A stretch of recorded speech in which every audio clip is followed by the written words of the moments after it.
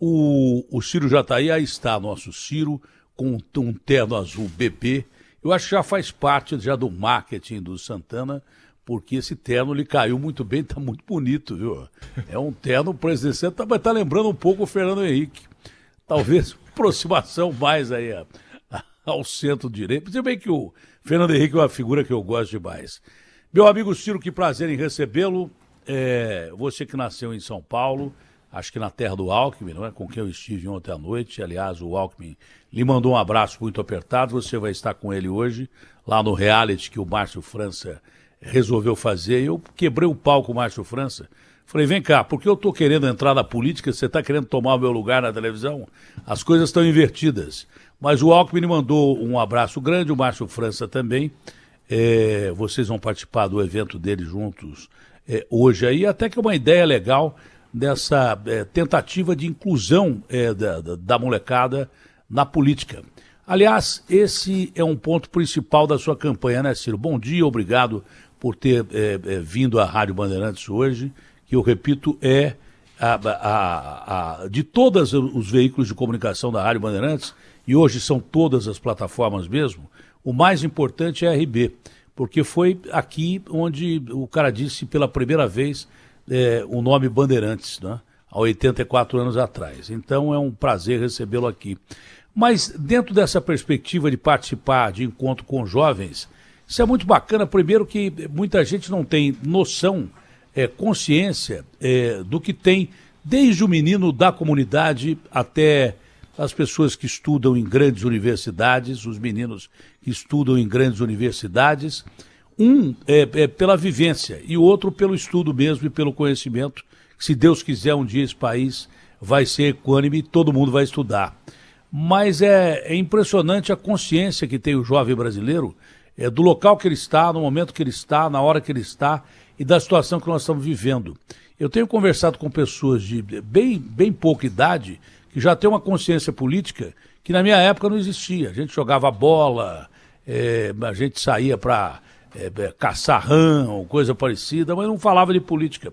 Hoje a molecada não, hoje a molecada tem uma consciência política muito além do que muita gente espera. E você navega muito bem nesse meio, né, Ciro? Bom dia, prazer tê-lo aqui. Bom dia, Datena. Um forte abraço a você. Eu quero dizer uma coisa que me comoveu, como você sempre faz lá no começo da minha apresentação hoje, que o amor e o respeito e o carinho que eu tenho por você também são muito grandes e crescem todo dia.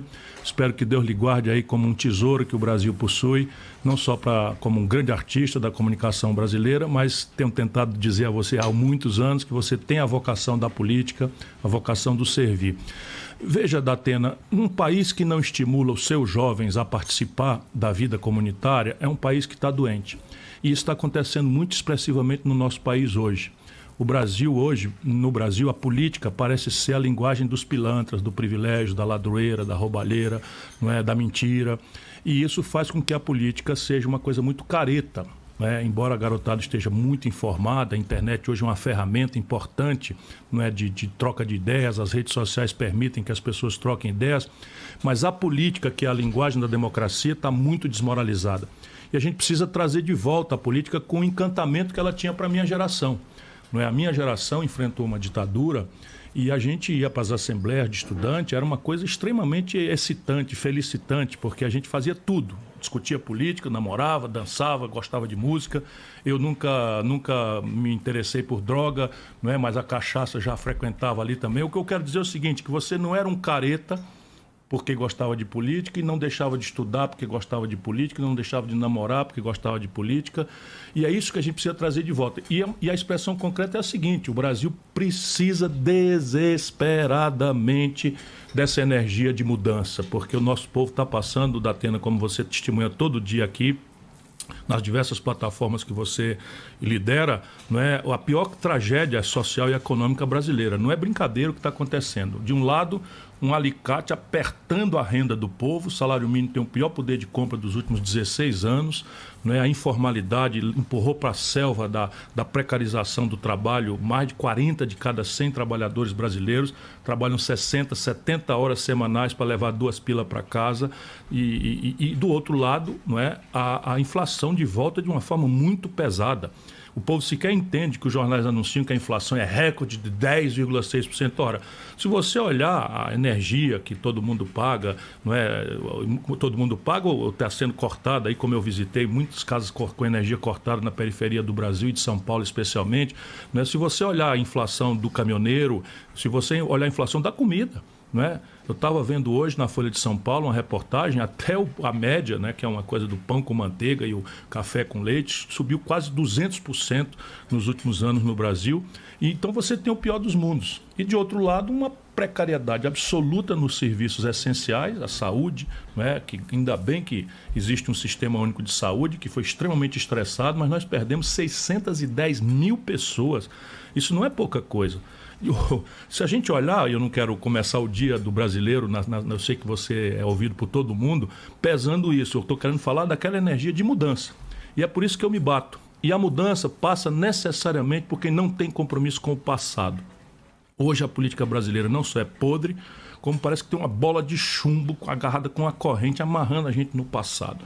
E a gente precisa discutir o futuro. É preciso discutir, entender o que aconteceu para o país que mais crescia, que mais gerava emprego, que mais melhorava a condição de vida do povo. De repente é o país que menos cresce no mundo, que tem a terceira maior inflação do mundo e que ninguém mais acredita no futuro do país. Isso tem que mudar.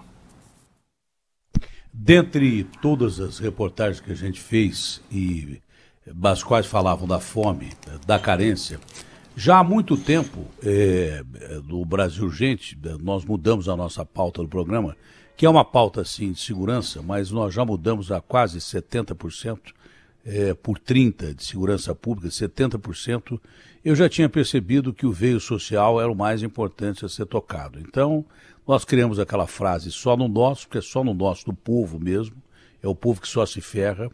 Eu não tenho visto uma pauta social da Câmara, eu não tenho visto uma pauta social decente do governo, a não ser esse auxílio emergencial, que eles usam agora como subterfúgio para furar teto de gastos e para pregar calote financeiro, o que aumenta o risco Brasil, o que aumenta o dólar, o que destrói a Bolsa, significa menos emprego para você, você que está empregado pode perder, você que não está empregado vai continuar sem emprego e mais fome, menos arroz e feijão no prato. É o que isso significa, furar teto de gastos e dar calote, porque você não atrai investimento, dinheiro bom, você deixa de pagar dele aquele pequenininho até o grandão que poderia investir no Brasil e não vai investir num país que é caloteiro e usa mal o seu dinheiro.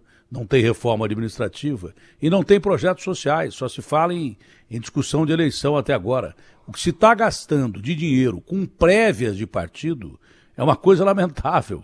O que o governo gastou, mais de 30 bi com emendas parlamentares e com essa excrescência do orçamento secreto, né, que é uma excrescência,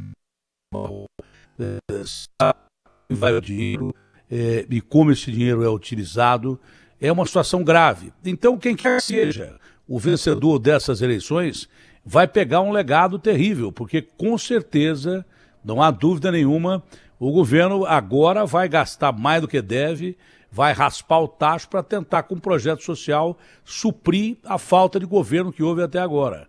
É uma situação dificílima que o Brasil se encontra, não é à toa, pela administração que nós tivemos até agora, não é à toa, né, Ciro? Que a gente é um dos 3 países que subiu dos 2 dígitos na inflação, é lamentável. Então, quem pegar o Brasil vai pegar um país arrasado. Acho que não existe plano de governo que não passe primeiro, porque de todas as matérias que eu vi, a frase que mais me marcou é de uma senhora que desligava a geladeira e por isso a insulina dela perdeu o efeito e por isso ela botou, depois de 3 meses que a gente fez a matéria, 3 pontos de safena, porque eu sou diabético, tenho problema no coração, sei que a insulina é fundamental. Imagina quem não tem insulina ou quem tem insulina vencida. Fomos à casa dela e ela não tinha medo de morrer do coração depois de 3 pontos de safena. Ela chorando disse assim, eu tenho medo de morrer de fome. Porque ela desligava a geladeira para não ter a luz cortada.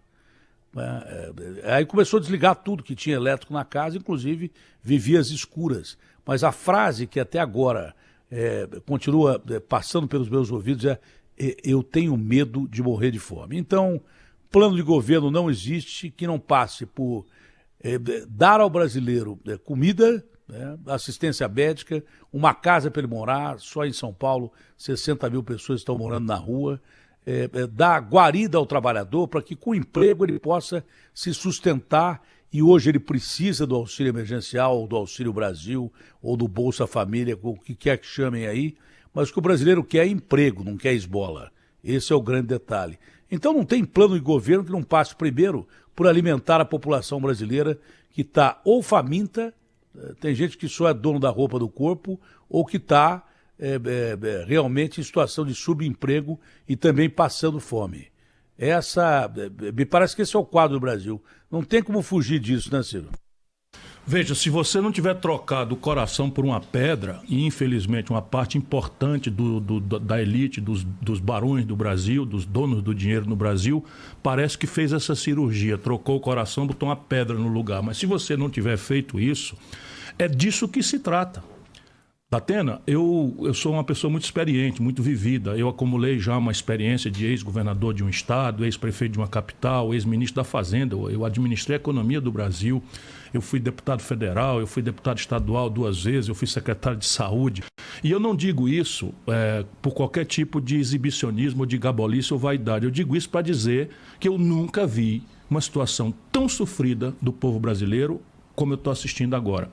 E eu caio em campo para estudar os problemas e as causas e os números. Sabe quantos brasileiros, pelos números oficiais do IBGE, vão passar o dia hoje sem botar nada no bucho para comer, nada no estômago para comer? Muitas crianças, 20 milhões de pessoas. Mas se você disser quantos brasileiros, tudo número oficial do IBGE, quantos brasileiros comerão precariamente hoje no Brasil? Não vão ter a mistura, não vão poder botar a carne. O osso vai entrar na panela para deixar ali um caldinho de gordura e vai dividir com todo mundo. Nós já chegamos a 120 milhões de pessoas no Brasil. Mais da metade do povo brasileiro comendo precariamente. Agora veja, nós somos um país da África, não é? Desorganizado, em bases tribais, com uma geografia de deserto. Não, nós somos o país que mais produz comida no planeta Terra. Escuta isso, meu irmão, não você da Atena que está cansado de saber disso pela sua sensibilidade, mas escuta isso o ouvinte, o telespectador, o internauta. O Brasil é o país que mais produz comida no mundo. Ninguém produz soja, milho, boi, porco, galinha, não é, do que o Brasil. Ninguém, porque uns produzem mais aquilo, outros produzem aquilo, mas tudo junto só o Brasil. Qual é a distância? Pare para pensar, meu irmão. Qual é a distância? Por que o país que mais produz comida, que abastece parte importante do mundo, não consegue dar de comer para os seus filhos, para os seus habitantes? É a política. Porque nós entramos no modelo econômico da selva. E não é o Bolsonaro. O Bolsonaro está apodrecendo, agravando, destruindo tudo pela incompetência, pela ladroeira, pela absoluta insensibilidade com o drama do povo. É um modelo econômico, eu tenho tentado dizer isso, que vem de 25, 30 anos para cá. E ele tira ilusões. De vez em quando a gente tem ali um voozinho de galinha, aí todo mundo melhora um pouquinho de vida e tal, daqui a pouco o país quebra. Por quê? Porque que gota um país para crescer, uma nação para progredir, não é favor de político, meu irmão. Não é bolsa isso, bolsa aquilo. O que bota um país para crescer, para se impor, para ter respeito, para ter dignidade, é o trabalho decentemente remunerado. É você acordar de manhã, sabe, beijar o filho, beijar a mulher, e a mulher beijar o filho, beijar o marido, e deixar o filho numa creche em tempo integral, com segurança que ele vai estar alimentado e protegido da bandidagem, das ameaças da rua, e ir para um trabalho onde você é respeitado, no fim do mês tem um salário decente para pagar suas contas, não está humilhado. A propósito, 63 milhões e 700 mil brasileiros humilhados no SPC. E tudo isso, pelo amor de Deus, escute, irmão brasileiro, é a política que resolve. É a política, é o modelo econômico, é o modelo de governança política. Não se trata de uma disputa de carinho, de ódio, de paixão, de Chico contra Maria, contra Manuel. Não é disso que se trata. A gente precisa fazer como a gente leva um paciente quando a gente está doente, não vai no médico. Primeiro, a gente não procura estagiário, não procura malabarista. Né? A gente precisa pensar essas coisas. A gente, quando está com apendicite, uma dor grande, a gente não procura um malabarista, que é muito bom no malabarismo dele, mas não sabe fazer uma cirurgia.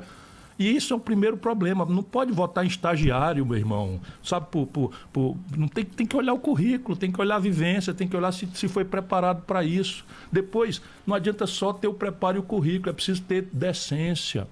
Porque a ladroeira no Brasil tira a comida do seu prato. Depois tem que ter o projeto, tem que ter a ideia, porque se você não discute a ideia, chega lá, dá no que deu. O Bolsonaro não prometeu combater a corrupção, agora está se filiando no partido do Valdemar Costa Neto, que foi preso no mensalão, que era do Lula. Você não está vendo? E é disso que se trata. Nós precisamos mudar o modelo econômico e pôr isso em discussão para todo mundo entender.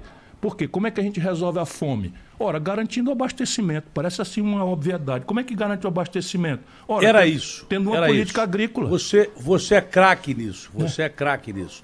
De uma forma bem simples, né?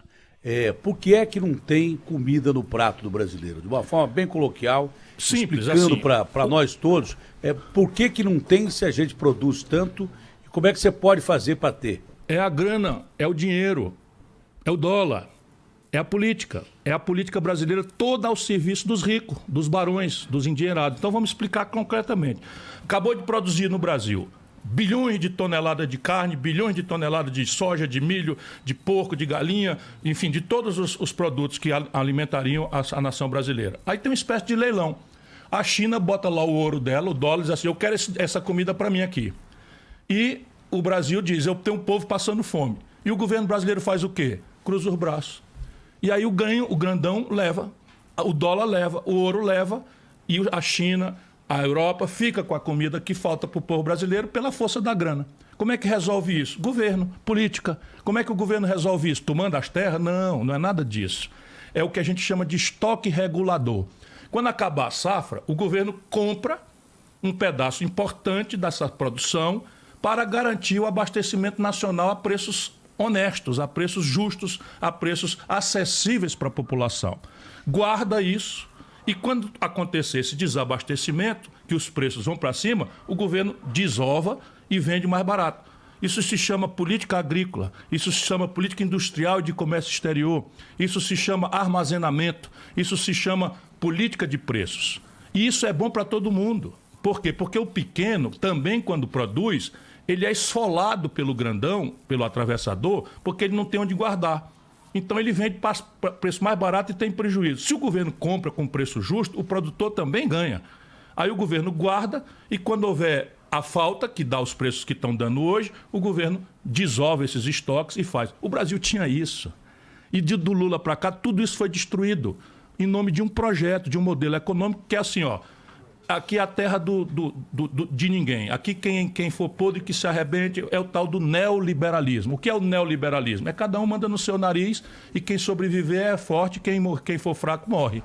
E isso é uma coisa repugnante para quem, como nós, temos uma formação cristã que considera que a solidariedade ao mais pobre é o melhor e mais precioso exemplo de Jesus Cristo.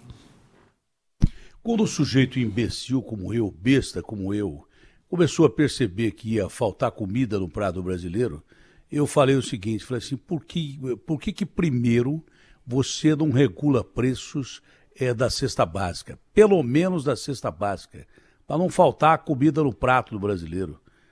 Pelo menos o preço da cesta básica você tem que segurar. Aí fui taxado por um bando de imbecis como eu, de comunista. Evidente que eu não sou comunista, porque o Stalin matou 50 milhões de pessoas, o Mao Tse-tung matou 70 milhões de pessoas de fome. Ele exportava toda a produção de comida, mais ou menos isso que o Ciro está falando. Toda a produção de comida da China, que já não produz o suficiente para quase 1 bilhão e 600 milhões de chineses, era menos naquela época, mas já era a maior população, porque é a raça mais antiga do mundo, né, a cultura mais antiga do mundo. Exportava tudo e matou 70 milhões. Se bem que ditadura também, ou de esquerda ou de direita, o fascismo do nazifascismo do Hitler, do Mussolini, matou 60 milhões de pessoas também. Então, tudo que beire, a coisa que não cheire democracia, nós somos contra, né? A gente é a favor de democracia. E a Constituição, acima de tudo, porque é o povo pelo povo. Hoje a ideologia é importante, claro, a ideologia sempre é importante, cada um pensa de uma forma. Mas o que tem que ser respeitado é a democracia acima de tudo. Você pode ter qualquer ideologia desde que você não arranhe o princípio democrático de pelo povo, para o povo e sempre para o povo. E não pelo bolso e para o bolso, como esses caras ficam brincando de emenda parlamentar, gastando dinheiro, furando o teto de gastos ou coisa parecida. Mas dentro desse aspecto, né, o governo falou assim, olha, o Datena está dizendo coisa errada, porque nós não queremos controle de preço. Mas não queria controle de preço de nada, só queria controle de preço da cesta básica. Hoje eu controlaria a cesta básica e controlaria também o preço de combustíveis. Que a Petrobras, apesar de ser uma empresa de capital aberto, não que eu quero que se dane, mas é quase os acionistas da Petrobras. Porque, além dos acionistas da Petrobras, nós temos 210 milhões de brasileiros. E não pode ficar o presidente da Petrobras peitando o presidente da República, que diz que é machão, mandou o outro lá porque ele atrelava o preço de petróleo ao preço do combustível, o dólar era o que regia o aumento do combustível. Ele botou outro cara lá que está fazendo a mesma coisa e desdizendo o que o presidente disse que ia fazer. Precisava criar um fundo, como existia na época do Fernando Henrique, que o Lula desapareceu também com esse fundo, para você tentar regular os combustíveis ou por esse fundo, mas nunca pelo barril de petróleo e nem pelo dólar, porque não tem cabimento. O Ciro, o Garradope aqui de São Paulo, estourou um posto de combustíveis, em 1 litro de gasolina, havia só 17% de gasolina, o resto era porcaria que o crime organizado rouba dos dutos da Petrobras e põe um monte de porcaria lá dentro do motor do cara, que o cara vai estragar o motor e nunca mais vai poder consertar. Para retificar o motor é 25, 30 mil. É um combustível de péssima qualidade, quando não é batizado, já vem batizado da refinaria. Tem quase metade do combustível é álcool. Quer dizer que 30% de rendimento é menor do que o motor rende, por exemplo, do gringo, lá fora, que paga pelo mesmo preço do combustível e rende mais. E o gringo ganha 40 vezes mais do que a gente. Então está tudo errado. Não é? Esse é o outro aspecto. Os dois aspectos principais que jogam a inflação, por isso que eu estou falando desses dois aspectos principais, que jogam a inflação para mais de 2 dígitos, e o Brasil é um dos 3 países com inflação com mais de 2 dígitos, primeiro é combustível, segundo é alimentação. Primeiro é combustível, segundo é alimentação, porque um depende do outro. Se você não começar a resolver esse binômio já, a hora que o presidente assumir, seja ele quem for, eu não sei o que vai restar do Brasil, Ciro. Datena, você está ferindo exatamente aquelas questões que são centrais. Porque quando a gente fala no combustível, pouca gente acredita, mas é necessário que a gente diga que cada centavo que sobe no óleo diesel vai subir tudo. Porque no Brasil, 80% das mercadorias são transportadas dos portos para as cidades através de caminhão. Os caminhoneiros, as transportadoras, e se sobe o óleo diesel. O trabalhador que se transporta nas cidades, o ônibus, a pressão para aumentar a tarifa é gigantesca. E se não repassar, as empresas de ônibus começam a degradar a qualidade. Todo mundo que usa o ônibus está vendo no Brasil, os ônibus caem nos pedaços, não se renova as frotas, não tem o ar-condicionado, não é reparado na onde tem, enfim. Então, veja, a gente precisa organizar porque virou uma verdadeira baderna no Brasil e nós precisamos identificar responsabilidades. Aqui tem clareza, de novo, meu irmão, a política. Veja, quanto é que custa um sanduba, um sanduíche ali na pracinha do seu bairro? Quanto é que custa um sanduíche? Como é que a pessoa sabe o preço desse sanduíche para fazer como o Datena me ensina, a gente explicar para o povo coisa que parece complicada, mas não tem nada de complicado. É assim, o sanduíche custa quanto custar o pão, quanto custar o presunto, a mortadela, quanto custa a manteiga, quanto custa, né, vamos dizer, a manteiga para fazer ali a fritura do ovo, se tiver o ovo, e bota 10%, que é o lucro do coisa, que é o leite das crianças, esse é o preço. Por que o cara não bota 10 vezes o preço? Porque o outro lado vem e bota uma competição, e ali você tem, então, custo mais lucro é como se forma o preço das coisas. E não pode passar da conta, porque se passar da conta, o consumidor vai procurar o concorrente. Pois bem, vamos transportar isso para a Petrobras. Primeiro, não tem concorrente da Petrobras. É importante que o povo brasileiro saiba, a Petrobras é tão grande que não tem concorrente. Ela tem o monopólio do mercado de combustíveis no Brasil. Portanto, ela tem que praticar um custo e um preço regulado, porque onde não tem mercado, competição, os governos no mundo inteiro, não tem nada de intervenção, de controle de preço, tudo que eles fazem é para poder atrapalhar as palavras independentes que protege a grande lambança, o poder do ouro, o poder do dinheiro, o poder do senhor de escravo, usando a miséria, a fome, o sofrimento e a humilhação das maiorias populares do Brasil. Então, veja bem, até o Michel Temer, a Petrobras cobrava uma gasolina, um gás de cozinha, um querosene de aviação e um diesel do caminhoneiro, assim, que nem a gente faz com sanduíche. Quanto é que custa tirar um barril de petróleo em real? Porque o petróleo está aqui no subsolo brasileiro, está no pré-sal do Brasil, o salário dos petroleiros é em real, né? Os impostos que ela paga é em real, ou seja, todos os custos da Petrobras são em real. Salvo ali um ou outro custo de um equipamento sofisticado que o Brasil não sabe fazer, que ela compra em dólar, mas também a depreciação desse equipamento é em real.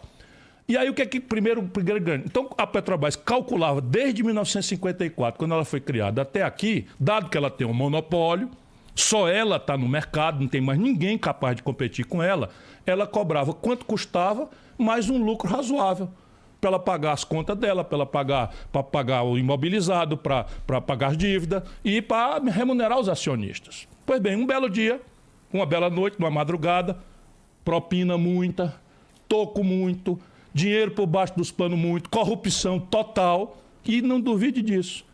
O presidente da República mandou a Petrobras mudar o preço.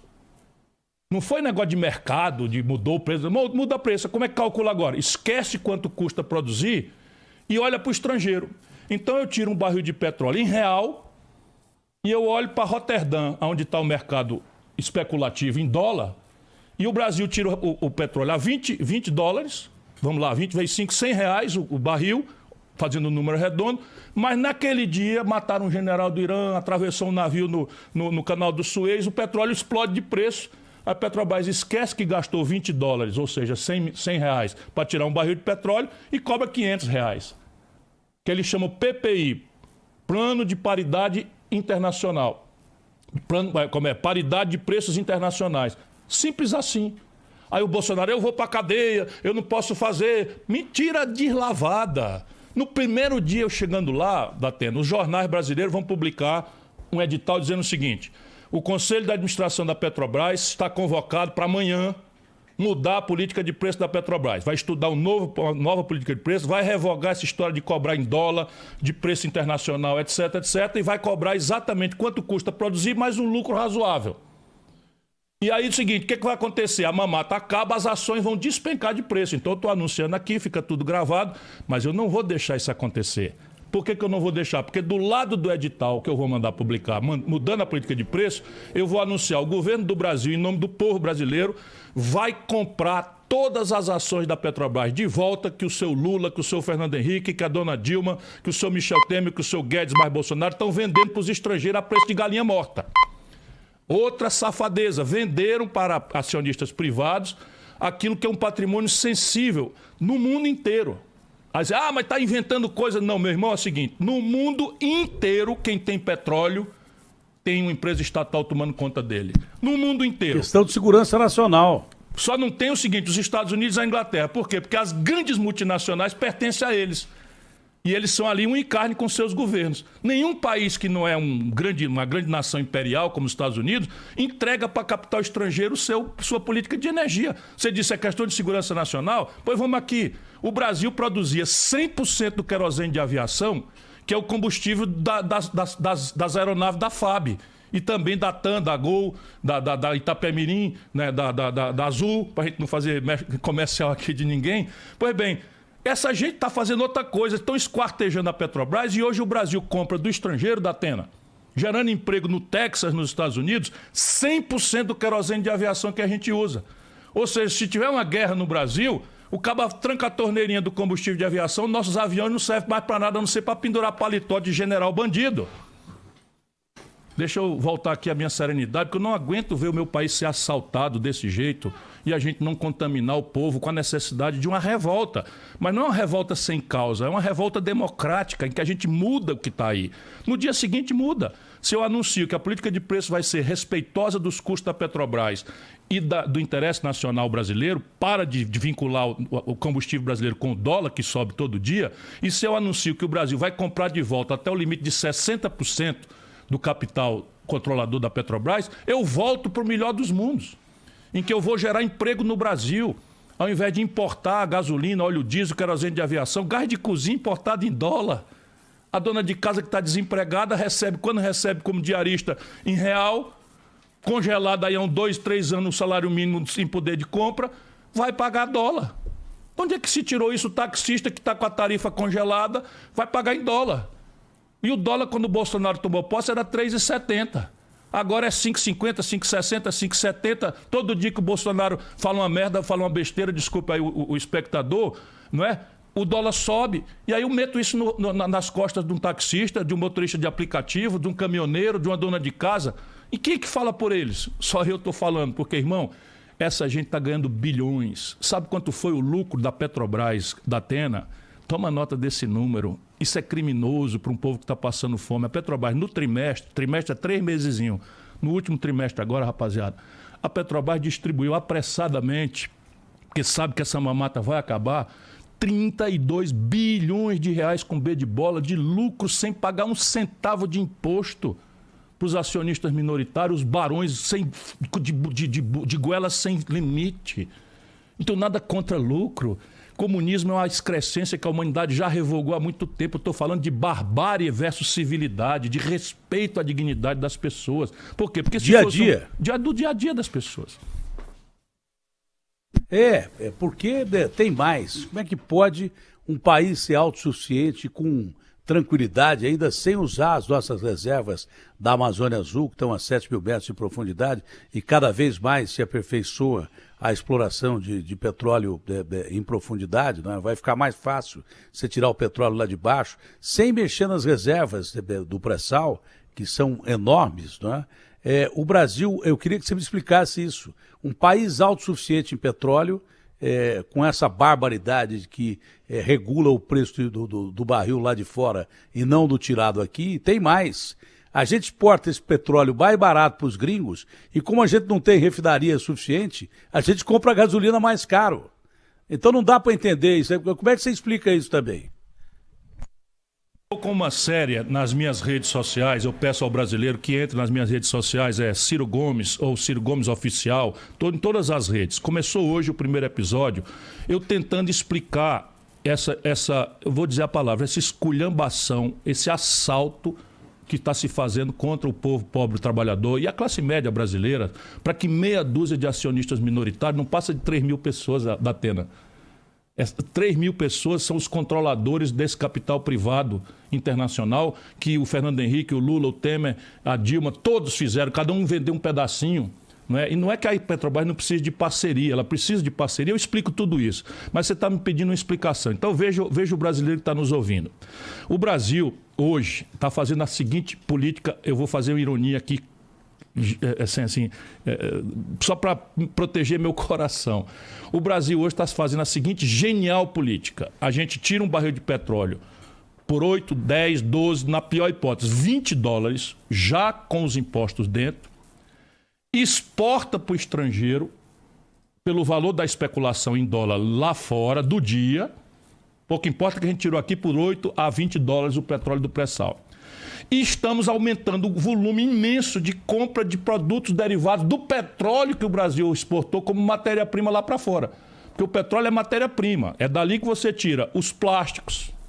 Então a garrafa de refrigerante, que a negada chama de PET, que o povo chama de PET, negada é o jeito carinhoso que a gente usa no Ceará de chamar os colegas, os amigos e tal. Já me advertiram que aqui para o sul, para o sudeste, as pessoas não compreendem isso. Então, veja, o PET do refrigerante é feito disso, a fibra das roupas é feita disso, o filamento das lâmpadas, a petroquímica é uma indústria extraordinariamente enriquecedora. Gera no mundo milhões de empregos. Pois bem, o Brasil adotou a seguinte política: exportar petróleo bruto barato, que é a matéria-prima, e importar, financiando com o tostão sofrido do povo brasileiro, o emprego dos estrangeiros. 80% disso, já no governo Bolsonaro, dos Estados Unidos. Sabe, por tratativas e por departe dos planos. E eles estão, os poderosos americanos, estão atuando aqui no Brasil. Ninguém seja inocente. Ninguém seja inocente. Os americanos querem isso, que o Brasil vire um exportador de matéria-prima e eles industrializam, ficam com o filé, porque você vende por 10 e compra por 1.000. E ainda na moeda deles, gerando emprego lá. Agora, só vendemos commodity. Então, a mesma coisa soja. A mesma coisa milho. O Brasil exporta a soja bruta tudo. E depois compra de volta o óleo de soja. Em dólar. Percebe? Isso é o quê? Falta política industrial e de comércio exterior. E no projeto que eu tenho, a Petrobras vai ter que se converter numa grande empresa de energia. Ela tem tecnologia, tem capital, tem tamanho, tem presença internacional para se converter de uma empresa de petróleo para uma grande empresa de energia. Nós no Ceará já começamos. Eu falo do Ceará para dar exemplo prático de que as coisas podem ser diferentes. Então, veja, a Petrobras tem que, primeiro, parar de importar combustível do estrangeiro, financiando lá fora e dolarizando os preços aqui. Como é que faz isso? Fabricando aqui. Ora, que coisa mais óbvia. Os planos estão prontos, Datena. E eles meteram na gaveta só para tentar receber propina e suborno. Ninguém duvide disso. Tem um plano de uma refinaria premium no Maranhão. Compraram Passadina, pô. Ao invés de fazer aqui, compraram Passadina. E na mesma data venderam tudo roubando a refinaria da Argentina. Olha aqui, se era uma política de desmobilização, eu desmobilizo, mas no mesmo dia, isso aí foi o PT, vendeu a Argentina e comprou as Passadina. A Argentina dava lucro, Passadina dava prejuízo. Você está sendo assaltado, meu irmão. Você, brasileiro, está sendo assaltado. E a lambança, a conversa mole, né, o ódio, a paixão, está tirando a sua capacidade de pensar. Pense junto conosco. Pense agora, vamos raciocinar juntos. Examine o que eu estou dizendo.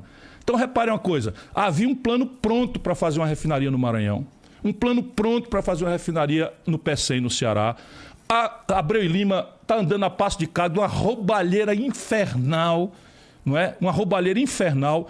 E o Comperj no Rio de Janeiro. Se a gente completar esse investimento, o Brasil não precisa comprar lá fora. E nós vamos gerar milhões de empregos com salários altíssimos que a Petrobras paga, além de gerar imposto, que gera financiamento para a saúde, para a educação. Qual é a explicação da gente parar tudo isso, destruir tudo isso e exportar petróleo barato e importar derivado de petróleo caro, impagável em dólar para o nosso povo? É a política. Claro. Sempre é a política. Claro, sempre é, porque a política é a base de tudo. É o que o Platão falava. Platão foi um grande ponto esquerdo da Grécia. Ele dizia o seguinte, quando acabava os jogos, ele dizia o seguinte: olha, se você não assumir a direção do seu país, se você se negar ao chamado público, será governado por gente ruim, por ladrões, vagabundos, sem vergonhas. Então, eu e o Ciro temos interesse público. A maioria desses caras tem interesse de barganha, para você entender bem aqui no baixo clero que a gente está conversando aqui, que se não fosse o baixo clero, não existiriam os papas para roubar ou coisa parecida. Isso em todos os sentidos, não é só da religião católica, não. Aliás, o próprio Papa falou assim: estão querendo me matar aqui, porque ele está pegando os caras que estão tomando dinheiro do Banco do Vaticano. Ele falou: estão querendo me matar aqui. O outro deu no pé antes de morrer. Um durou um dia. Isso tem em tudo quanto é lugar. Roubalheira tem em tudo quanto é lugar. Até na religião, até em nome de Deus, esses caras metem a mão na grana. Isso é uma coisa natural. Agora, mas não devia ser, né? Porque é um dos mandamentos, inclusive, da minha religião, que é a religião católica: não roubarás. Mas o que tem de gente surda para isso na política não está no gibi. Bom, eles pulam esse mandamento e pulam outros também, né? Se tivesse mandamento de caráter, então, pulariam na hora. Agora, vamos discutir uma coisa prática aqui. Como é que pode um país com 210 milhões de habitantes, se a gente pensa primeiro no nosso povo, né? E depois vai pensar no que o país serve numa economia globalizada para que alguém invista aqui? Porque o cara quer investir e ter lucro no país, que ele investe, ele quer ter lucro. Ele não vai investir de graça porque ele gosta da gente. Não, isso é uma economia globalizada. Mas pensando primeiro no nosso povo, como é que o consumo do brasileiro pode ser tão pouco? O brasileiro não tem dinheiro para comprar o que você tem para vender aqui. Agora é por causa da estagflação, que o povo não tem dinheiro, a carne está lá e o açougueiro tem que dar uma Ferrari para o cara comprar 1 quilo de carne de segunda, porque senão não vende. O povo não tem dinheiro para comprar. E assim vai continuar. Mas o poder de compra do brasileiro, desde meados de 70, quando o Brasil chegou a crescer 12%, e hoje cresce 2%, ridiculamente, não vai crescer nada no ano que vem, né? Desde meados dos anos 80, o Brasil cresce ridiculamente, mas de uma forma ridícula e inaceitável. Essa é a grande realidade. Ver o Lula dizer que fez milagre econômico, fez coisa nenhuma, milagre econômico. Eu disse a ele, quando ele pegou o Brasil, ele deu uma sorte tremenda dos bancos lá fora quebrarem com aquela roubalheira e a gente ter saneado os nossos bancos aqui depois aquele vergonhoso escândalo do Banestado. Então, eu disse a ele num canal livre, parece que o senhor descobriu o Brasil, presidente. Cabral descobriu o Brasil. O senhor deu uma sorte de pegar o mercado internacional arrebentado e o Brasil passou a ter confiança porque estava saneado com a sua parte bancária. E aí deu sorte o Lula em cima disso. Depois tem Petrolão, Mensalão, que o Moro desmoralizou, julgando mal o presidente Lula. Por isso que eu acho que o Moro não é o Batman, ele é o Coringa. Quem acabou com as investigações muito boas da Polícia Federal foi o Sérgio Moro. Ele julgando mal Lula, ele aliciou toda a canalha que podia ter ido para a cadeia ou ficado na cadeia e nunca mais ter saído de lá. Esse é o Sérgio Moro, que os caras chamam, que ele se auto-intitula anticorrupção. Ele simplesmente fez crescer a corrupção no Brasil e desmoralizou o combate à corrupção. Isso é coisa para o Ciro falar depois, porque em nível presidencial, não estou mais aí, o Ciro vai falar. Mas por que o brasileiro consome tão pouco com uma carga tributária tão alta? Aqui em São Paulo, o que se aumentou a carga tributária, se o cara ficar sabendo da carga tributária que o governo aumentou aqui, é uma coisa impressionante. Então, tudo que você vai comprar é muito caro. Desde o alimento, um carro aqui, um Fusquinha, custa mais que uma Mercedes lá fora. 1 quilo de arroz aqui, dolarizado, custa muito mais do que lá fora, feijão. Então, o brasileiro consome muito pouco.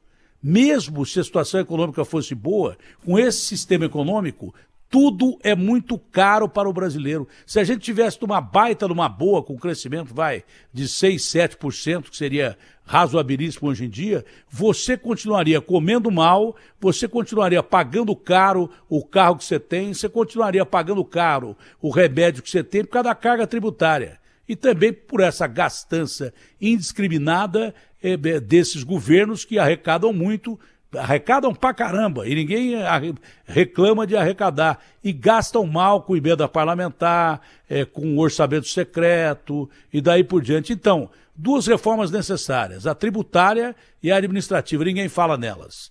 Ninguém fala nelas. Então, mesmo o Brasil numa boa, o custo de vida do brasileiro é mais caro que qualquer lugar do mundo, o cara não consegue comprar. Agora a gente está numa crise desgraçada, de miséria. Mas se o Brasil estivesse bem, ainda estaria mal, porque o povo não tem poder de compra pelo que ganha e pelo que paga de imposto. É mais ou menos isso, Ciro? Explica isso de uma maneira fácil da gente entender. Olha, sem dúvida, a sua percepção é muito inteligente, você sempre é modesto de coisa, e você ainda tem o maravilhoso dom de comunicar direto ao povo, coisa que eu tenho pedido a Deus para iluminar a minha palavra, porque eu estudo muito e acabo ficando com o cacoete da minha leitura, e tenho livros escritos explicando exatamente isso. Mas vamos pegar aqui, a sua pergunta é muito inteligente e vai ao ponto novamente. Veja, o consumo da população, o consumo das famílias, é o mais importante motor para fazer uma economia crescer. Ninguém precisa ser economista para entender isso. Se as famílias consomem mais fartamente, o comércio vende mais. Se o comércio vende mais, contrata mais gente, gera mais emprego e encomenda mais da indústria. Se a indústria recebe mais encomenda, para fazer mais encomenda, ela contrata mais gente e compra mais matéria-prima, que também enriquece. Então, o principal motor de uma economia é o consumo das famílias. No Brasil, o egoísmo e o financismo, ou seja, a especulação financeira, são tão egoístas e compraram os políticos, compraram o poder. A presidência da República Brasileira está vendida para esse pequeno grupo de poderosos e eles rasgam essa lição básica da economia.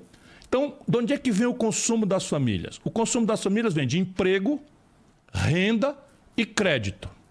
Como é que está o emprego? O pior desemprego da história brasileira estruturalmente. Vai ali 15, vai para 14, vai voltar para 15, etc. e tal. O pior desemprego aberto da história do Brasil. E não começou com o Bolsonaro, irmão querido. O desemprego explode para 11% com o PT no governo. A gente tomou notícia disso. Então, agora está em 14,5%. Então, desemprego, o maior da história. Renda. O salário mínimo, como sintoma, como termômetro da renda, é o pior poder de compra dos últimos 16 anos. Mas a precarização do trabalho, a precarização significa o seguinte: 40 de cada 100 trabalhadores, você que está nos ouvindo, não é, trabalha hoje sem proteção de nada. E está obrigado, se você estiver trabalhando no aplicativo, eu estudo muito essas coisas, você está trabalhando entre 60 e 70 horas semanais, sem garantia de absolutamente nada agora. E você leva 2 pilas, 3 pilas para casa, tá ainda achando que é feliz, põe aspas nisso, pela tragédia da sua vizinhança. Mas nós vamos ficar velhos, nós vamos ficar doentes, nós vamos ficar incapazes de trabalhar, pois nós estamos mandando 40 de cada 100 brasileiros para uma velhice sem proteção de absolutamente nada. Então, emprego destruído, renda destruída e o crédito, 63 milhões e 700 mil brasileiros humilhados no SPC, meu irmão. Emprego e renda vem depois que a economia volta a crescer. Sabe quantos anos faz o Brasil não cresce, Datena? 10 anos. É a primeira vez em 120 anos que o Brasil passa uma década inteirinha, 2010, 2020, sem crescer absolutamente nada. E nasce 2 milhões de bebês. E não tinha vírus aí. Não tinha vírus. Já estou descontando o coronavírus. Já estou descontando o vírus. E agora nós tivemos um ajuste estatístico, 2021, não é? Mas 2022 já está comprado, crise de novo. Estagnação econômica de novo, desemprego em alta de novo, juro explodindo de novo, falência, quebradeira de novo. Não é? De novo. E a gente precisa olhar, porque 10 anos permite que a gente faça um raciocínio. Qual é o raciocínio? Quem são os responsáveis por esses 10 anos? É a nossa própria história, não precisa acreditar em mim. 10 anos é o seguinte, é 2 de Bolsonaro, que piorou tudo, não resta a menor dúvida, 2 anos de Temer e 6 de PT. Aí o Lula quer que a gente esqueça tudo isso, não fala nada, não se compromete com nada, não assume responsabilidade de nada, mas quem produziu essa crise profunda, estrutural, de modelo no Brasil, foram eles. Bote por cima disso a ladroeira e a corrupção e está aí a explicação por que o povo revoltado escolheu um cara como o Bolsonaro. 70% do eleitorado de São Paulo, do Rio, de Minas Gerais, do Rio Grande do Sul, estados politizadíssimos, do nosso norte, do centro-oeste brasileiro, votaram no Bolsonaro. E a gente vai agora chamar, como eles fazem, de fascista, de gado. Eu estou noutra. Eu quero reconciliar o Brasil e eu respeito esse irmão. Por quê? Porque ele foi enganado. Ele foi enganado, ele estava revoltado. Então, voltando à sua pergunta, como é que a gente vira esse jogo? Ora, emprego e renda vem depois que o jogo vira. A primeira política pública é uma reestruturação do crédito das famílias. Aí a gente fala isso, a gente faz isso da Atena no Ceará todo mês. A gente consegue 90% de desconto na conta, e não é porque eles são bonzinhos, não. É porque essa conta foi R$500, R$600 de crediário que o caba fez, e daí teve que comprar comida ou remédio para um filho que adoeceu, não deu conta de pagar a prestação, de repente a conta de 500 virou 2.000.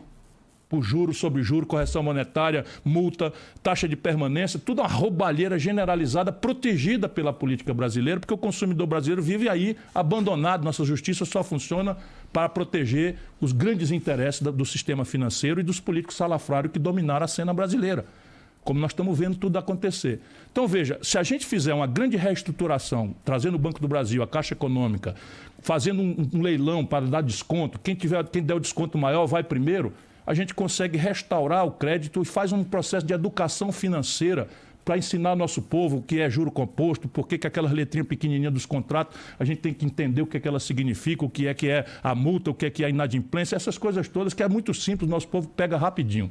Pois bem, nas empresas a mesma coisa, Datena. Por quê? Porque outra ferramenta de crescer é o investimento empresarial. Você estava me falando, nós precisamos trazer gente de fora. É claro que a gente precisa trazer investimento de fora, porque o Brasil tem dependência tecnológica dramática. Mas veja, a Ford estava aqui no ABC de São Paulo há 54 anos. Foi-se embora.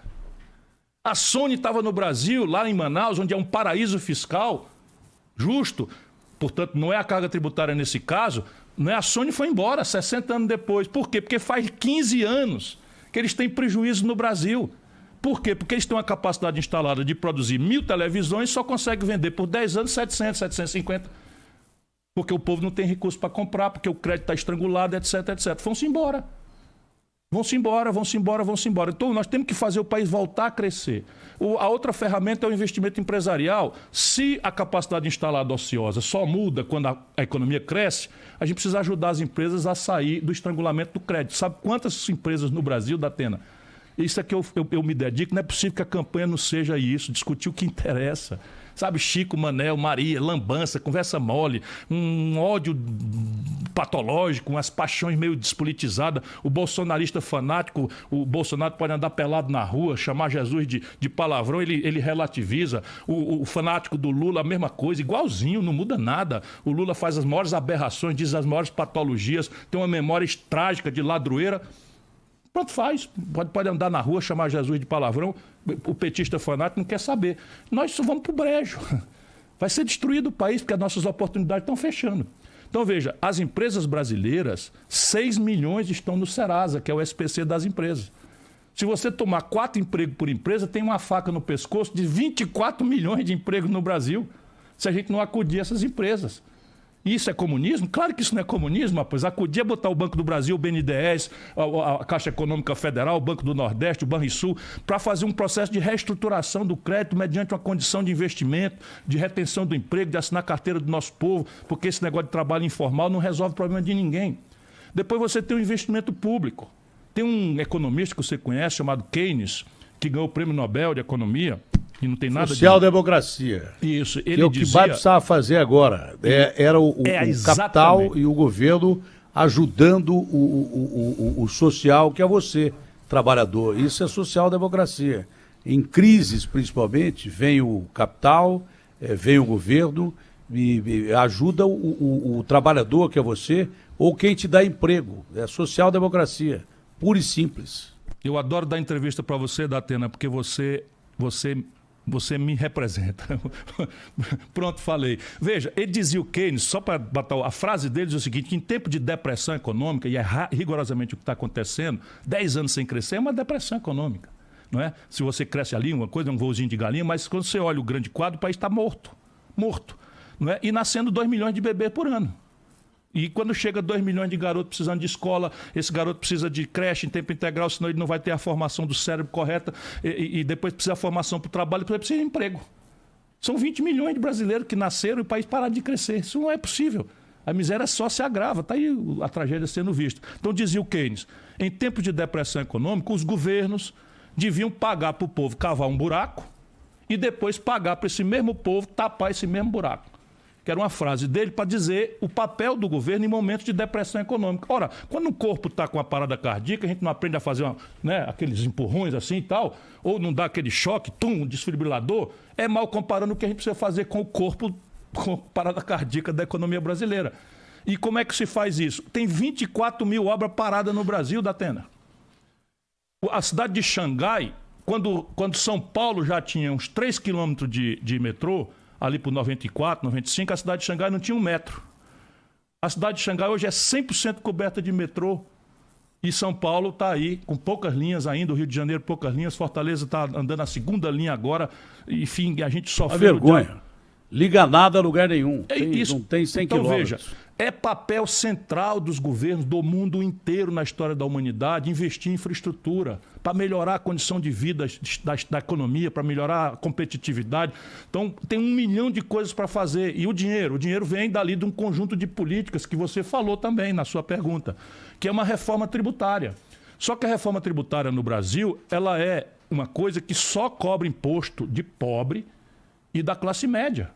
O Brasil é o paraíso fiscal desses grandes barões que nós estamos conversando aqui. Sabe, no setor de petróleo... 40% pobre e 25% classe média e 12% rico. Essa é a pirâmide invertida de pagamento de impostos. Tá entendendo aí, ó? Da tua renda, 40% tu deixa no bolso do governo sem saber, porque quando tu fala no pré-pago, 40% é imposto. Indiretamente. Quando tu liga a tua energia, é imposto, indireto na conta e tal. Pois bem, o pobre paga 40 de cada 100 reais que ganha em imposto. A classe média paga 25. E os grandes paga 12 da renda. Só que se você pegar os super grandes, eles não pagam nada. E aí o que é que eu tenho? Isso aí paga o advogado para sonegar. Exatamente. O pior problema do Brasil é sonegação e não é corrupção. E chamam de planejamento tributário. Só de renúncia fiscal, deixa eu dar um exemplo para o povo que está nos ouvindo aqui. Renúncia fiscal é o seguinte, o imposto está lá, está na lei, você tem que pagar, o cara tem que pagar e ele consegue ali um favorzinho, sempre tem um tocozinho, uma propinazinha, tudo é irrigado a ladroeira nesse momento do Brasil. Pois bem, na cesta básica que o Datena falou, os governos tendem a tirar os impostos para tentar tirar o peso do custo da cesta básica, que é uma política correta. Aí vem um espertalhão e meteu o filé mignon, que custa hoje em São Paulo entre 90 e 100 reais o quilo. Qual foi o pobre que já viu um filé mignon fora da televisão? Meteram na cesta básica para não pagar imposto. O queijo suíço, não é? Um bom queijo de coalho do Nordeste, custa barato, daí tem que tirar a cesta. Mas o queijo suíço importado não paga imposto no Brasil, porque tem um importador rico que deu propina para alguém e ele não paga imposto, PIS/COFINS. Sabe quanto é que dá de isenção do salmão? Na cesta básica, meteram a cesta básica no salmão. Na cesta básica popular brasileira está o salmão para não pagar imposto. Eu fiz a conta, por isso que eles me odeiam. Eu arranco 8 bilhões de reais por ano. Eu boto 100 mil crianças numa creche em tempo integral só com essa renúncia fiscal acabada. Tá entendendo? Quer dizer, o problema do Brasil não é dinheiro. O problema do Brasil é a política. É a que, senhor, você quer servir. E nós estamos com um modelo econômico, Lula, Fernando Henrique, Dilma, Michel Temer e Bolsonaro, o mesmo modelo. Eles são diferentes. A conversa é diferente, a cor, um é vermelho, outro é não sei o quê, a retórica é diferente, um fala de pobre, o outro tem desprezo pela vida. A gente sabe a diferença. Mas o modelo econômico, campo flutuante, meta de inflação, teto de gasto, é tudo igual, a mesma coisa. A mesma coisa. E isso é o que tem que ser debatido na eleição. Não é o belo olho, ou a simpatia, ou a memória, ou a minha gratidão. Não é nada disso. Não é nada disso que tem que ser debatido. É isso que nós estamos debatendo aqui hoje. Como é que a gente conserta para fazer uma obra pública gerar 10 milhões de empregos no Brasil? Porque com obra pública você faz isso. E, por fim, o Brasil, nós já conversamos sobre isso, tem que ter uma política industrial. Ou seja, tudo que o Brasil compra do estrangeiro, a gente tem que passar a aprender a produzir aqui. E agora, meu livro que propõe isso há muitos anos, agora tivemos aí a pandemia. Ora, entrou a pandemia, o Brasil está importando do estrangeiro, meu caro Datena, máscara.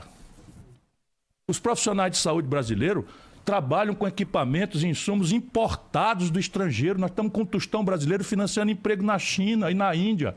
O Butantan fez no Brasil a primeira vacina faz 120 anos atrás. Desenvolvemos a vacina aqui. Agora, tem uma vacina do Butantan, tudo importado, meu irmão. O princípio ativo inteiro está vindo da China e da Índia. Só é envasado aqui. Percebe? Isto daqui, o céu é o limite. Eu estou te dizendo de onde é que vem o dinheiro. Sabe quanto é que o governo brasileiro manda do teu centavo brasileiro para o estrangeiro pagar emprego lá? Dinheiro do teu governo, do nosso Brasil. 17 bilhões de dólares. Dá 100 bilhões de reais por ano que o governo brasileiro assina o cheque e bota para voar para pagar emprego lá fora. Coisa que a gente, aqui com a USP, com a Unicamp, com o FRJ, com a Federal de Minas Gerais, com a nossa UES do Ceará, com a Universidade Federal enfim, com a nossa estrutura, nós temos condição de verticalizar essa produção toda no Brasil. Mas tudo isto é política. Por quê? Porque tudo que está errado atende a um interesse poderoso, organizado, aproveitando que tu está zangado com a política, não quer mais saber da política, ou está caindo nessa esparrela de ódio, paixão e deixando a tua inteligência guardada em casa na hora de votar. Quanto menos você pensar na política, mais você vai ser governado por gente ruim.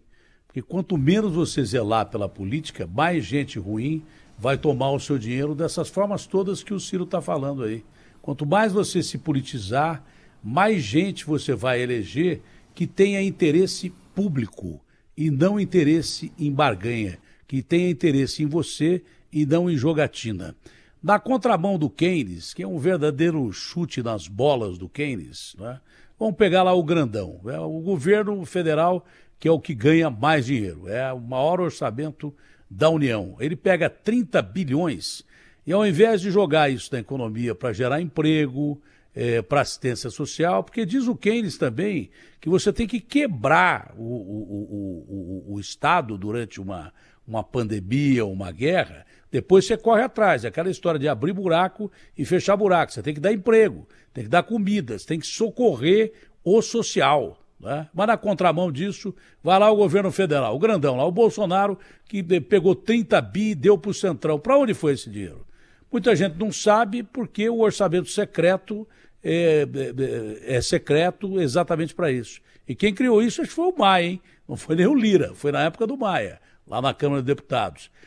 E tem mais outras barbaridades que o governo fez e não gastou em nada que acudisse o povo. Não tem um projeto social, fala o projeto social do governo. Aqui, vamos chegar aqui em São Paulo. São Paulo, só aumento de imposto. E maldade tipo assim. Agora, no meio da pandemia, que está todo mundo ferrado, nós quebramos todo mundo, então nós vamos pegar os 60 a mais e os velhinhos vão ter que pagar metrô e ônibus que não pagavam. Aí nós vamos... É o segundo orçamento da União. Eu já falei do Bolsonaro, que é o primeiro, já falei do Dória, que aumentou todos os impostos. Se você souber a carga tributária aumentar durante o governo Dória, você desmaia agora e é capaz de você ter um infarto. Entendeu? Eu tive um infarto depois de uma entrevista que eu tive com ele, mas você é capaz de ter com imposto. Então nós já falamos do Dória e do Bolsonaro. O primeiro orçamento, que é quem mais levou o seu dinheiro, e o segundo orçamento. Agora vamos chegar no terceiro orçamento da União. Que estado é? Não é estado, não. É a cidade de São Paulo, que é a capital de São Paulo. E aqui o que esse prefeito fez? O prefeito disse outro dia que ele chora todo dia porque o Covas morreu. Nós é que choramos porque o Covas morreu, porque esse cara sumiu e destruiu a cidade. Nós é que choramos. Eu choro todo dia porque eu era para ser vice do Covas, que me convidou e eu desisti, porque eu não queria andar mal acompanhado com quem andava com ele. E eu disse para ele, depois de 1 mês e meio, eu seria o prefeito de São Paulo.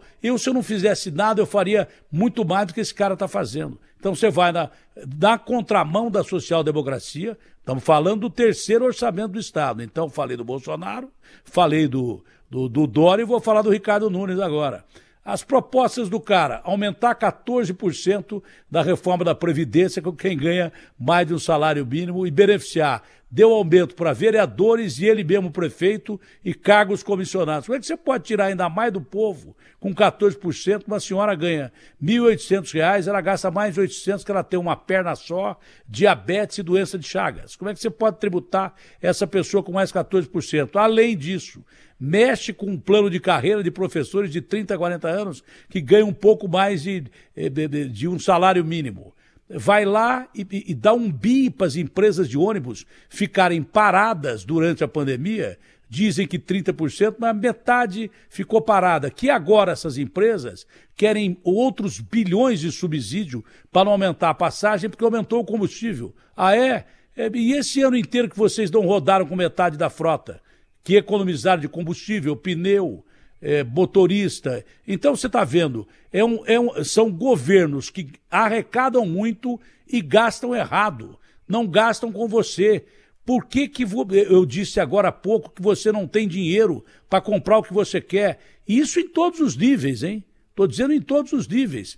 Que você que é paupérrimo podia estar melhor, você que é pobre podia estar melhor, você que é classe média podia estar melhor, e o cara que se considera rico podia estar melhor. Você trabalha mais de 6 meses por um país que toma o seu dinheiro e não te devolve o seu dinheiro, principalmente com obras que gerem emprego. E é por isso que não adianta a gente sair da pandemia com essa mesma filosofia econômica que vem de Lula, Bolsonaro, Fernando Henrique. Esses caras todos trouxeram o Brasil para o caos. E eles todos estão se apresentando e com índices altíssimos das pesquisas. O povo brasileiro tem que entender que essa gente fez do Brasil um país injusto. Não interessa o que você ganha, mais ou menos, você nunca vai ter dinheiro para comprar o que você quer. Você nunca vai ter dinheiro, que o Nietzsche falava que esperança é sonhar acordado. Você nunca vai ter esperança. Porque por mais que você ganhe, esse governo injusto, que toma quase tudo que você ganha, vai distribuir para quem não merece. E você que é povo não tem poder de compra. O Brasil é um dos piores países em poder de compra e de qualidade de vida por essa distribuição de renda canalha e por um governo que arrecada muito e não te dá nada. Deu para você entender? Por mais que você ganhe, você vai ter um aumento de salário amanhã, vai ser consumido por essa política econômica desgraçadamente vil desses governos todos aí que antecederam o governo Bolsonaro, são piores do que o vírus que está aí, porque o vírus da fome é o pior vírus que existe, é pior do que coronavírus e qualquer outro tipo de vírus, porque ele mata doloridamente, e esses caras todos ajudaram a construir o Brasil que está aí. Você gosta do Brasil que está aí? Não pode gostar, então tem que mudar. Como dizia o doutor Ulisses há muito tempo, o Brasil necessita, precisa e vai mudar. Já falamos do Bolsonaro e falamos do Lula, que os dois ajudaram o país que está aí, o país que está aí. É esse país injusto que está aí, que o Ciro já disse várias vezes, tecnicamente, de uma forma coloquial, por que você está cifo? Você está cifo porque você, por mais que ganhe, o governo toma muito de você e não te devolve praticamente nada. Você não tem emprego, você não tem perspectiva de emprego, você não tem comida no prato, não tem combustível no tanque e não tem esperança, tem medo de perder a casinha que está sobre a sua cabeça, principalmente de aluguel, que você não tem dinheiro para pagar o aluguel. Outra coisa injusta, como é que você pode mandar para o SPC quem gera emprego, com essas empresas que estão quebradas? Como é que você pode mandar para o SPC? A pior coisa que tem para o pobre é ter o nome sujo. Primeiro, porque ele não tem crédito. E segundo, porque o meu pai me ensinou, meu filho, nunca deva para ninguém. Então a gente subliminarmente guarda isso. O pobre é o que mais paga a conta. Ele só não paga quando ele não tem dinheiro. Como é que você pode estar com o nome sujo? Lula, Cunha, Palocci, esses caras todos estão com o nome limpo. E você, o Gedel, esses caras todos estão com o nome limpo e você está com o nome sujo. Essa excrescência do SPC e do Serasa tinha que ser terminada hoje, durante a pandemia, quando está na cara que o povo não tem dinheiro para comer. Não pode o cara ir com R$2 de conta que ele não pagou de luz ou da farmácia, ou será do quê, R$10, ficar com o nome sujo, e esses caras todos estarem aptos a competir a política com o nome limpinho, límpido como água. Já falamos do Bolsonaro, falamos do Lula. Chegamos no fator novo, que é o Moro, que fez um discurso presidencialista, que eu tirei do ar aqui, não porque eu não gosto do Moro, é porque estava muito chato mesmo, eu não aguentava mais ouvir o Moro falando, aquela coisa parecia jogral, se ele depender do discurso dele, ele está ferrado, é bom ele melhorar, diz que ele vai contratar um fonoaudiólogo, só um fonoaudiólogo não vai adiantar, o problema dele não é a voz dele, é o conteúdo dele. Quando ele sai do conteúdo dele, que ele também ajudou desgraçadamente a desmoralizar quando ele aceitou um cargo no governo do Bolsonaro e liberou geral para um monte de bandido hoje, está na rua porque ele julgou mal, e ele julgou mal o presidente Lula. Todo mundo tem direito a um julgamento justo. Uma investigação ruim leva qualquer criminoso para o pior crime que ele cometeu, a liberdade. Um julgamento ruim, pior ainda, leva qualquer criminoso. Hoje eu não posso chamar o Lula de criminoso, de ladrão, que ele me processa, porque ele está sendo anistiado pelas bobagens que o Moro fez com os senhores procuradores. E agora vem outro procurador, o Deltan Dallagnol, e se alia a ele. Então o objetivo deles, o que era? Era política ou combater a corrupção?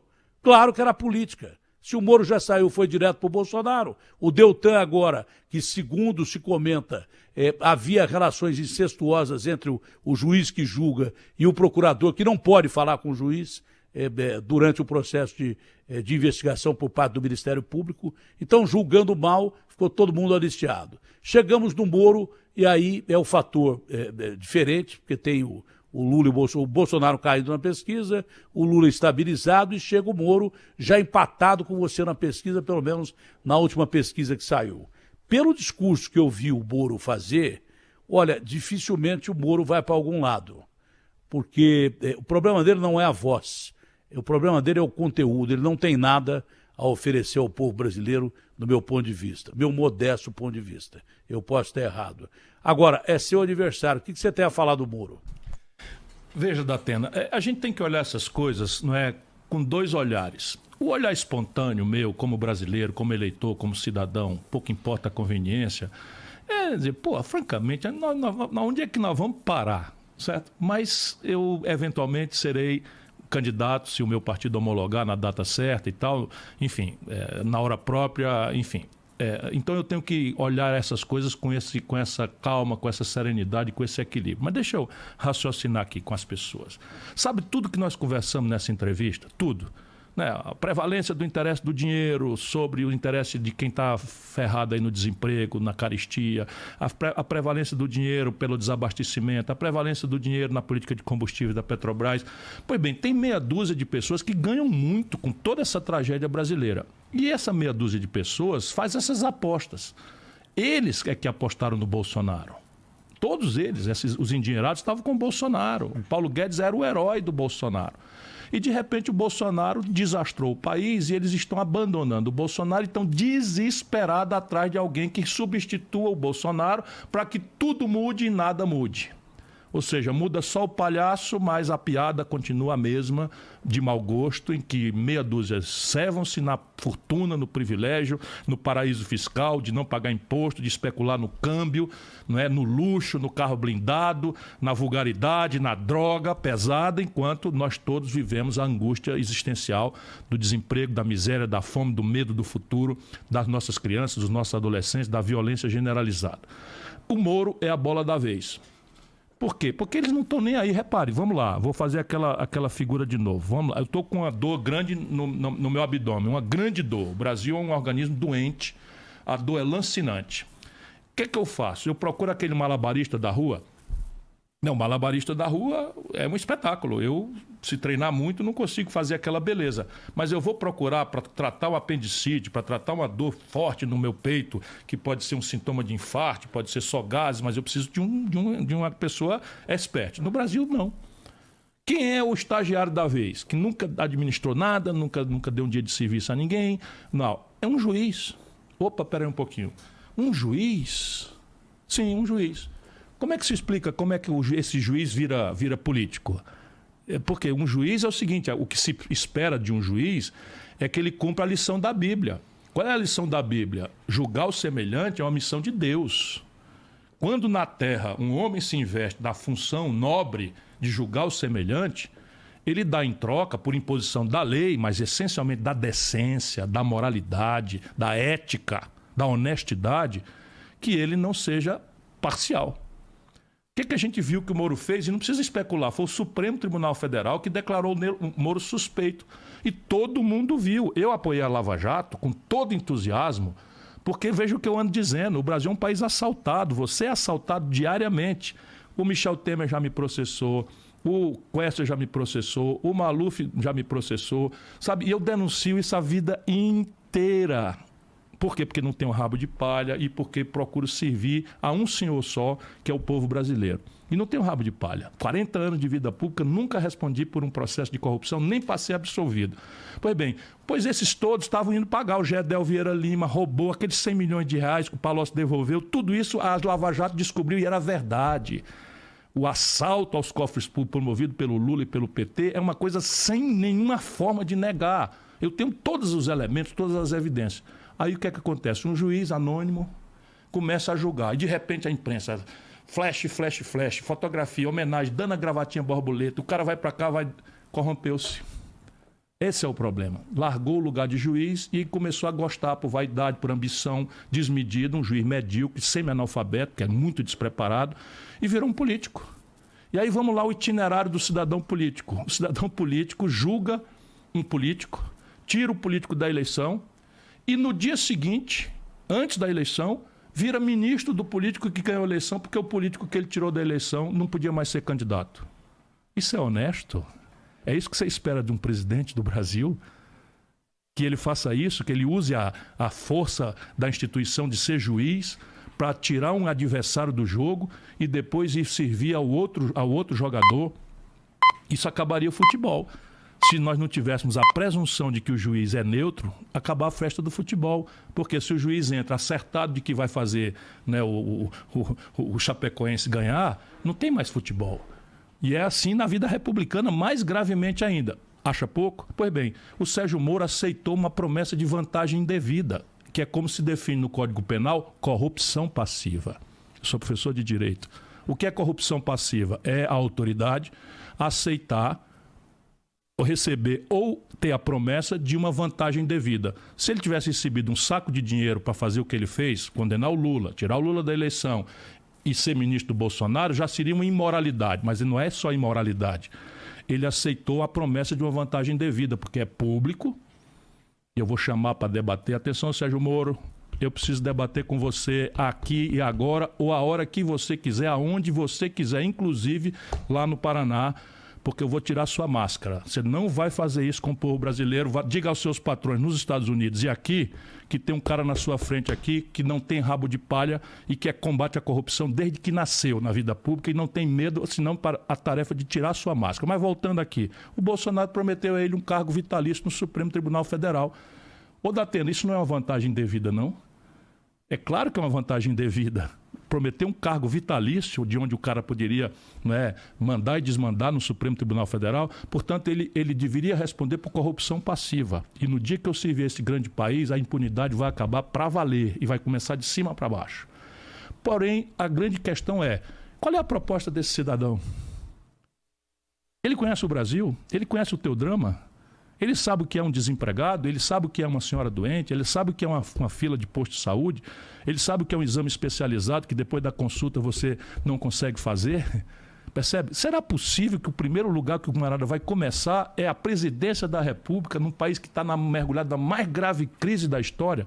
Ou seja, não presta como caráter, não é honesto, não é decente, e é um esquizofrênico. Ele quer resolver a crise de identidade dele usando o povo brasileiro como laboratório e como experiência. Né? Era um juiz político e agora é um político que não se reconhece como político. Vamos para o debate, Sérgio Moro. É bom para o Brasil. Bom, para encerrar, Ciro, você como todo cidadão decente e honesto, sem pensar nem politicamente, mas pensando de uma maneira lógica, foi contra essa excrescência da PEC do calote, que passou no Congresso brasileiro, vai passar pelo Senado, duvido que não passe pelo Senado, mas com o pretexto de pagar o pobrezinho, os R$400 miseráveis do pobrezinho, porque o ministro da Economia quer 200, ele sempre quis 200. Tá? O Bolsonaro queria dar 600 agora. Eu tenho de fonte fidedigna, e não foi o Bolsonaro que me falou, foi mais para o outro lado do que do Bolsonaro, foi mais para o próximo do ministro da Economia do que para o Bolsonaro. O Bolsonaro queria dar 600. E o ministro falou, não dá para dar mais de 400, como ele queria a média de 200. Mas agora, com o argumento de dar um calote no mercado financeiro, desde do pobrezinho ali que tem para receber do governo, do aposentado, até os grandes credores do Brasil, que são fundos internacionais e outros grandes credores que poderiam aplicar o seu dinheiro aqui e não vão aplicar num país que dá calote e que gasta mal. Você não vai emprestar dinheiro para quem é caloteiro e que gasta mal, porque esse vai para o espaço, como nós estamos indo. Então, você é contra, claro, completamente contra a PEC dos precatórios. Mas isso gerou um desgaste dentro do seu partido, né? Porque o seu partido votou, na maioria, a favor da PEC dos precatórios, ou boa parte do partido votou. Você suspendeu a sua campanha de presidente e falou, olha, eu não vou realmente aceitar que se vote uma coisa que é contra o povo brasileiro. E depois deu certo. É claro que eles voltaram atrás do voto. Mas fica sempre aquela, vamos dizer assim, porque de todo atrito gera alguma coisa. Pode ser muito boa a coisa e pode ser muito ruim. No cômputo geral, você acha que apesar de ter tomado essa posição dura contra gente do seu próprio partido, você acha que a situação ficou calma, tranquila dentro do partido para você, Ciro? Por hoje sim, mas é assim a vida de quem está na contramão aí dos donos da bola. Né? Eu sou um cara que eles não aceitam. Por tudo que eu falo, por tudo que eu posso provar, pelos números que eu dou, que aliás nisso eu pareço muito com você. Eu não tenho dois senhores e a vida pública para mim não é conveniência. A vida pública para mim é vocação, é o sinal que Deus me deu para minha realização pessoal. O meu último mandato foi em 2006. Fui o deputado federal mais votado do país e, como não quero saber da política como meio de vida, saí e estou aqui a serviço do povo brasileiro. Então, veja, o que aconteceu naquela madrugada? Primeiro, registrar que foi de 2 horas da manhã. Eu já fui deputado. É muito difícil você ali no calor de uma negociação, você tomar lado de determinadas coisas que são contraditórias. Porque a tendência da gente é querer fazer o correto e tal. Então, o que estava ali a premissa? A premissa era, vai passar por folga, então vai passar com 50 votos, e os 15 votos do PDT não fariam diferença. Mas eles queriam fazer um acordo em que eles aceitavam que, se ia passar folgado, se os 15 votos do PDT entrassem a favor, eles atenderiam algumas ponderações nossas para atenuar os prejuízos. E aí nós somos muito ligados à educação. A educação do Ceará é a melhor do Brasil, o Brizola é ligado à educação, Darcy Ribeiro não é da educação, e nós somos muito ligados. Então, uma parte desse calote, uma parte importante desse calote é com os professores. É um dinheiro que foi tirado do salário dos professores ilegalmente, chamado Fundef, e que é devido a esses professores. Então, ia passar em 10 anos na PEC. E aí a minha turma lá botou para ser parcelado em 3 anos só, 60, 20 e 20. Né? Pagar logo 60 aqui. E engoliram de boa fé a ideia de que ia passar e que o papel deles era só diminuir os danos. Foi um grosseiro equívoco. Eles foram enganados, não é? Porque foram os votos do PDT que garantiram no primeiro turno a votação. E aí, meu irmão, não é possível se servir a 2 senhores. Eu não posso estar numa guerra como essa. Todo mundo que assistiu a gente aqui está vendo o tamanho dos inimigos que eu tenho. Né? Interesses estrangeiros poderosos que estão assaltando a Petrobras querem me ver pelas costas, senão morto. Né? Os bilionários que não pagam imposto, a turma do salmão, a turma do filé, que eu dei como exemplo. Mas tem coisa mais grave. Você falava dos impostos de São Paulo, o paulista paga de IPTU por mês. O povo da cidade de São Paulo paga de IPTU por mês, o que essa imensa fazenda do agronegócio brasileiro paga por ano de imposto territorial rural. Isso com papo furado de Lula, de PT, não sei o que e tal. Estou dizendo de novo, o paulista paga de IPTU, inclusive da favela, por mês, R$1 bilhão por mês. Pois bem, é o que o Brasil rural inteiro paga, faturando, vendendo em dólar, não pagando imposto, tendo crédito subsidiado. E eu não sou nada contra, mas está direito isso? Não pagar imposto sobre salmão, sobre queijo suíço? Então eu falo isso e eles vão lutar loucamente para que eu não mude essas coisas. Tá tudo certo. Eu não quero servir a 2 senhores e não vou fazer como Lula, vender a alma para ser presidente do Brasil. Não há a menor chance. Se o povo brasileiro me der essa honra um dia, né, eu farei por onde merecer essa honra, como sempre fiz a vida inteira. Então veja, agora o que se trata é disso. Né? É de você entender que nós estamos numa guerra contra um modelo econômico que está matando o nosso povo, contra um modelo de governança política. Ô, Datena, me permite esticar um minutinho só essa conversa para o nosso povo ver. O Bolsonaro está se filiando ao partido do Valdemar Costa Neto. Esse Valdemar Costa Neto estava no Mensalão e foi condenado, pagou uma cadeia com o Lula. Peraí, o Lula não é contra o Bolsonaro não é contra o Lula, não vive se xingando, introduzindo ódios e paixões na vida brasileira. E o Valdemar Costa Neto era o homem do Lula, foi condenado na roubalheira do Mensalão e agora é o homem do Bolsonaro. O Roberto Jefferson, que está na cadeia porque defendeu agressivamente o Bolsonaro, fez o discurso de defesa do Collor, depois detonou o Mensalão porque era homem do Lula. Lembra o Mensalão? Olha no Google como é que começou o Mensalão, meu irmão. O Mensalão começou com a roubalheira no correio que o Lula deu para o Roberto Jefferson roubar. Aí o Bolsonaro, agora é o homem do Bolsonaro, é o Roberto Jefferson. Percebe? Muda tudo para não mudar nada. Então nós temos que, ou se você quiser mudar, meu irmão, tem que mudar o modelo econômico, não é Chico, Maria ou Manel, e mudar o modelo de governança política. Isso vai custar um dobrado. Eu vou pagar o risco que for necessário, porque eu confio em Deus, antes de mais nada, e confio no povo brasileiro. Tem gente que diz que eu sou um grande ingênuo, que eu faço uma aposta na inteligência do povo brasileiro. Mas eu vou fazer essa aposta na inteligência do povo brasileiro, por bem ou por mal. Ciro, foi ótimo, foi um papo muito legal, espero que a gente se encontre mais vezes aí. Se cuida, meu irmão. Torço por você desesperadamente. Se cuida, meu irmão. Um abraço grande. Você é um tesouro muito precioso. Ciro. Obrigado, Ciro. Abraço grande. Abraço grande, obrigado a todos.